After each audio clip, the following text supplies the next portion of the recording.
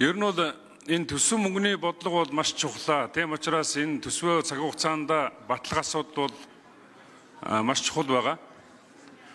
Тэгэхээр ер нь бол олон улсын S&P гэд үндэгэний одоо байгууллагаас манай зээлжих зэрэглэлийг бий болгож нэмэгдүүлсэн байгаа. Энэ бол одоо 2012 оноос хойш одоо анх удаага 13 жилийн дараа одоо энэ буцаж одоо энэ ийм өндөр үндэгэн дээр очиж байгаа анхны тохиолдол болж байгаа.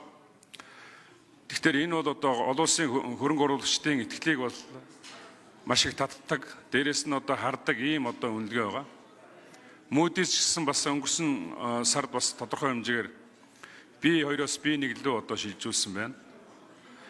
Тэгэхээр ер нь бол энэ төсөв мөнгөний бодлого дээр их хариуцлагатай ажиллаж энэ эх оныхоо энэ эдийн засгийн чухал үзүүлэлтүүдийг маш хурдан шуурхай шийдэх нь бол одоо ардын намын хувьд бол маш их чухал байна.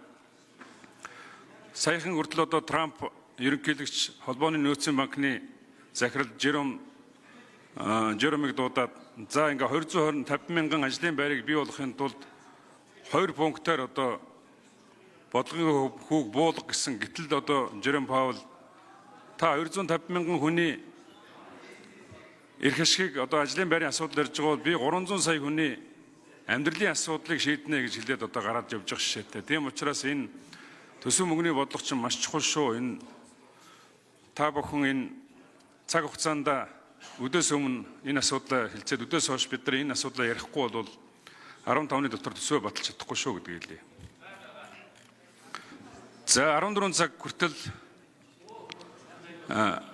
завсарлага өглөө.